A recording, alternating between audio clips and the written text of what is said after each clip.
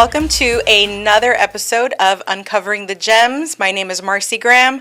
I am the Marketing Manager and Public Information Officer for the City of La Quinta. Today we have former Mayor and current council member John Peña. John, thank you so much for being here. Pleasure to be here. We're going to have fun today. We are. We always do. We always do. We are leading up to our State of the City, which is always a great event where we can inform and educate our residents in our community. But what I like to do with this one is really, it's our love letter to La Quinta, right? Okay. We have mayor and council talking about the many things that they love about the city. And to start with that, I want to take us back a little bit. We're going to jump right into it. So you have a lot of history of this city. I do. You have some years here. I have some years here. For those, let's pretend for those who don't know, how did you end up here, because you've always been here. I've always been here. I was born and raised here in the Coachella Valley. Really, the only time that I left was to go to college and law school, and came back right after that. And I was always involved in the desert. Yeah. And starting a young family, looking for housing. La Quinta was very affordable at that time. Yeah. Although we had purchased some property in Palm Desert. My parents live in Palm Desert. We were going to build a house there, but we found some immediate housing here in La Quinta. And that was the start of the beginning of my love for La Quinta, although I had come to La Quinta many, many times throughout my high school days and things like that. So I had friends that lived here. So I had been coming to La Quinta for a long time. Yeah. So how did you end up becoming a public servant? Interesting in how it happened. I'm excited for this story, by the way. I was a young guy. I was probably still in my 20s. Had moved here. La Quinta had just incorporated, and I had actually applied for the Planning Commission. In the beginning, was turned down, was not selected, and interesting. But went through that whole process, and I was probably one of the younger ones who had applied at that time. So the council at that time had appointed a human relations committee, gathering people from the community. I applied. I was selected. I was selected as chairperson of that committee. Wow. And I think the people on the committee became very... they liked the way that I ran the meeting, that I didn't come in with preconceived notions or anything, being the only Hispanic that was on the committee. And they said, you ought to run for city council. We have an election coming up. And I happened to have friends that lived here. They knew how to run campaigns. And I said, I think I'm going to run for city council. They said, great, let's do it. And so I came in second place behind the then mayor. Yeah. So that first year I was selected as mayor pro tem. Okay. And so the following year, at that time, we had rotational mayors. I became mayor as well, too. And then during that time, I was appointed interim city manager as we lost a city manager. So I was here, and I was a young kid on the block and trying to go through it. But there was, what we see in La Quinta now was not here. There was really nothing here. The street that I live on now is a dirt street. Oh. And so it's come a long way. Yeah, for sure. It's so funny. You applied for a planning commission, didn't get it for whatever reason, and now you have all this history of being mayor. How many years were you mayor? Ooh, probably close to 16. 16 Something years. like that, yeah. So, including the rotational mayor that we were in there. And it was a great run. And then also during that time, we had no schools in La Quinta. None. So my son was being bused to almost Coachella. Wow. To go to school. And it was a long bus ride, probably a 40-minute bus ride, 45-minute bus ride. So I also got involved with the school district to start to look at locating schools in La Quinta, and we did that. We got schools here. Yeah, so there was a lot that was going on. There was just nothing here. And so kids were being bused to schools outside of the city. And although it was desert sands, but it was still a long bus ride. Wow, we've come a long way. Come a long way. I love that. Well, let's shift a little bit. So, obviously, being a council member and having a full-time job, there's a lot of stuff going on. You have a busy schedule. Beyond your official duties, what are some of your personal hidden gems of La Quinta that you love and you would recommend to visitors or residents? The first thing that I tell either friends or visitors that come to La Quinta is I take them on a windshield tour. It's an easy thing to do, to drive around and to show them, one, all of the hidden gems that we have in La Yep. Quinta, including the top of the cove where you can go hiking if you're Yeah. into hiking. I'm not much of a hiker. I would like to bike ride at yeah. times, and then I also play golf as well too. But there's just a lot of things, and a lot of things that not only in La Quinta but that surround La Quinta. Yeah. That are very interesting. Having grown up here, I have a lot of history on things that are here, and Yeah. so I can take them to different places. So yeah, those are some of the outside activities that I would do. Yeah. I love that. I love that. I mean, I think, we are very blessed to have so many outdoor amenities and outdoor activities in La Quinta.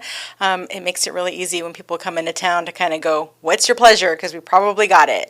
We take it for granted the beauty of La Yes. Quinta, and that's one of the things that always stands out from people that are here visiting or that have come here for the first time. The mountains are breathtaking to them. Yeah. They can't get enough. No, and for I think sure. we always take it for granted. Yeah, no, I agree. Talk to me a little bit about, we're going to talk community. Okay. How do you see La Quinta's community spirit and what examples come to mind that highlight this sense of community? There's a great sense of community spirit, including when we started the art programs here in the community. A lot of people came together to be involved with the art festivals that we have, and now the celebration of art. Mm-hmm. So it's really kind of morphed into that. So we have a lot of community spirit, not only there, but I think that we have a lot of volunteers here that are actively Yeah. engaged in this community. I think last year when we had our community engagement meeting that we have every year, it was the largest one that we had attended by residents. Yeah. So they're engaged, they're involved. I think locally it's one of the best things that we can have because people can really communicate with their elected officials. Yeah. Let their thoughts be known, whether it's at city council, at community gatherings, at community meetings. We're all accessible. Yeah. And we listen to our residents. No, and for we sure. take their comments into consideration. Yeah. On whether it's projects or programs that are needed, any of those things. So it's very a community-oriented community. Yeah, I know. I couldn't agree more. I think, we have incredibly passionate residents. They love their city. They're proud of their city. They only want to enhance it in various ways. And so, our not just mayor and council, but staff, our city manager, we all hear that. We listen to that, and it's like, what can we do? How can we make these things happen? So, I think it's a unified front, whether it's our residents, even our visitors, our snowbirds, right? And then our local government organization all working together to just enhance our gem. Yep. I agree. Are there, we have a lot of events in our city.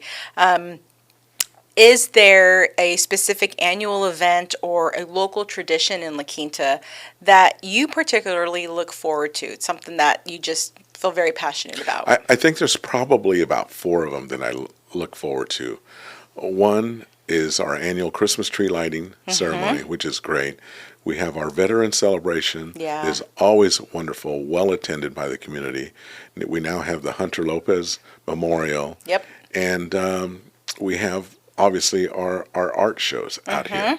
So they're all wonderful. Yeah. There's just some great events. Well, and there's something to do for and everybody. 9/11 now. Oh, yeah, and 9/11 is 9/11. becoming very popular as Yeah. well too. No, for sure. I think we have a really good variety of events, whether it's for young families, visitors. I mean, a lot of our events are community centric, but our visitors are part of. They're ingrained in our community. Even the La Quinta birthday party now is Yeah. starting to increase in size. I think this year we saw a lot of people Yes. that were here. So I think people are really starting to become Yeah. more engaged in some of those local Well, I activities. think people want to do family-friendly events, right? We have a lot of young families now, We do. and I think people are wanting that really kind of wholesome. I want to take my kids to whatever that is, and have that wholesome experience, that family experience. And I feel like our events team does a great job with essentially It doing is, that. you know, and one of the other things that kind of comes to mind too is that I've been here for a long time, and now that I see the kids that I used to give awards to at either school, they're now coming up to me and saying, "God, I remember when you did this," and now I take my kids to that. Yeah. It's really interesting to see that, and that they're active, they enjoyed it, and they're bringing their families now. For sure. So, if you could have a perfect day in La Quinta, what would that look like? Ooh, perfect day. Probably breakfast at the La Quinta Resort. Oh, yeah. Maybe followed by a little golf, going back and sitting around the resort and at the outdoor facilities that they have out there, out by the fountains, and maybe having a cocktail and watching the sun go down. That would be Yeah. pretty nice in La Quinta. There's just a lot of things. Now that we have Silver Rock too, we can go out and walk at Silver Rock and Yep. take the dog to go out and walk at Silver Rock on a leash, of course. Yes. At the And park. At the park. At the park. So there are some really neat things, but I think that would be just a really perfect day. I'm with you on that one. It's funny. I think a future podcast for me and you is going to be kind of all the amazing history and knowledge you have up here of our amazing gem of the desert. And it's something you and I have kind of talked about because you have a lot of information and just some amazing kind of factoids, if you will. But La Quinta Resort's coming up on 100 years Yes. in 2026. I haven't been here that long. No. But I love that we have history here. We're a Yes. young city, but we have history. There's a lot of history. There's a here. lot of history. And even a lot of history before the city was a city. Yes. Which is amazing. Yes. We tried to do that early on when we started to establish the historical society and things like that. Yeah. To really understand and get from people some of the history and why they were here. Yeah. It's like our city seal. That was done by an animator that used to work for Disney. Really? He lived at La Quinta Country Club. I'm learning something Yes, literally right now. His name was Fred Rice, and he developed that city seal. And he was an animator, and some of the work that he did, and he would have some of the things, the cartoons and stuff they used to do for Disney. Amazing. So we've had some amazing people out here that just were heavily involved. They retired out here, and we took advantage of their talents. That is amazing. Yeah. Literally learning this as we speak. So I'm like shocked. I think that, you're proving my point as to why I want another podcast with you where we talk about this amazing kind of history. I love that. I love that the resort's getting ready to celebrate their 100th anniversary. I can only imagine what they're going to have planned for that. Yeah. But all exciting stuff. We are rocking and rolling here Yep. in La Quinta, and I can't even, it is what it is. It's great. Talk to me a little bit about how do you engage with the local community in your personal time? We, city council has various organizations and clubs that they are on the boards of or whatnot, and there's some that I know hit each of you individually more personal than others. Mm-hmm. Is there an organization or club in La Quinta that you're just like incredibly passionate about? Probably, there's probably a couple. I know that I started with Rotary when we first founded Rotary here in La Quinta. Obviously, the art community, the historical society.